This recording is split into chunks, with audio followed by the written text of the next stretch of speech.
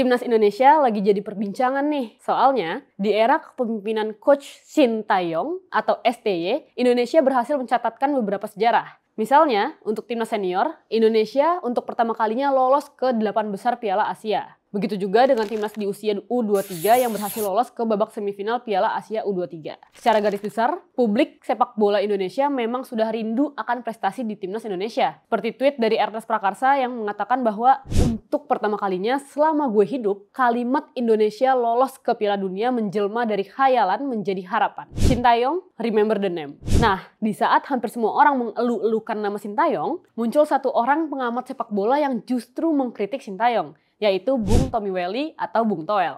Publik melihat bahwa kritikan yang dilakukan oleh Bung Toel terhadap STY ini tidak mendasar. Karena apa? Karena bagi sebagian netizen, permainan timnas Indonesia memang sudah baik dan terus berkembang. Peringkat FIFA Indonesia yang juga terus naik, bahkan timnas kita telah mencatatkan sejarah. Dari berbagai sumber yang gue baca, dan juga yang gue tonton ya, sebenarnya Bung Toel itu nggak ada permasalahan sih secara personal kepada Sintayong. Pandangan Bung Toel sederhana, kan PSSI ini udah banyak support nih, dimana support ini nggak diberikan kepada pelatih-pelatih sebelumnya. Jadi wajar aja kalau misalnya timnas Indonesia itu memiliki progres. Gue sih nggak ingin menilai perbedaan pandangan antara Bung Toel dan netizen. Tapi yang gue ingin highlight adalah Bung Toel seperti berjalan sendirian ketika mengkritik STY. Dan asumsi gue, mungkin aja ada orang di luar sana, bahkan yang juga pengamat sepak bola, yang sebenarnya itu setuju dengan Bung Toel. Tapi mereka jadi merasa takut untuk bersuara karena suara mayoritas adalah suara pendukung Sintayong. Mereka takut untuk bersuara karena takut diserang oleh para pendukung Sintayong dan dianggap tidak pro terhadap timnas. Padahal kan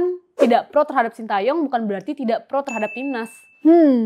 Apa yang terjadi dengan Bung Toel itu sebenarnya hampir serupa dengan apa yang mungkin terjadi dalam perpolitikan di Indonesia. Kalau misalnya kita lihat isu belakangan ini, nampaknya partai politik yang tidak mendukung Prabowo Gibran di Pilpres 2024 kemungkinan besar akan berbalik arah. Terlihat dari Partai Nasdem yang sudah mengambil sikap untuk mendukung Prabowo Gibran. Dan nampaknya PKS dan PKB juga punya kecenderungan untuk mengikuti jejak Nasdem yang mendukung Prabowo Gibran. Pada akhirnya, hanya menyisakan PDIP yang bertahan menjadi oposisi. Kalau kondisi ini terjadi, artinya politik di Indonesia ke depan akan cukup unik. Karena partai politik yang menjadi oposisi adalah partai politik yang menang di pemilu legislatif. Dan partai tersebut sendirian bisa menjadi oposisi. Jadi, di video kali ini gue ingin bilang, hey PDIP, lihatlah Bung Toel yang sendirian menjadi oposisi dan terus menerima serangan dari para pendukung Sintayong. Jadi oposisi itu tidak mudah PDIP. Tapi kehadiran Bung Toel sebagai oposisi menjadi penting. Karena dapat memberi perspektif lain dalam melihat perkembangan sepak bola Indonesia. Begitu juga dengan politik.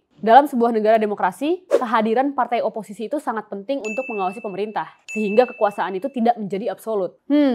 Gimana nih PDIP? Di saat partai politik berbondong-bondong balik arah dan mendukung Prabowo Gibran, apakah akan tetap dengan pendiriannya untuk menjadi oposisi? Dimana menjadi oposisi bukanlah pekerjaan yang mudah. Dan kalau menurut kalian, kayak gimana? Bisa nggak sih PDIP itu tetap menjadi oposisi? Komen di kolom komentar ya.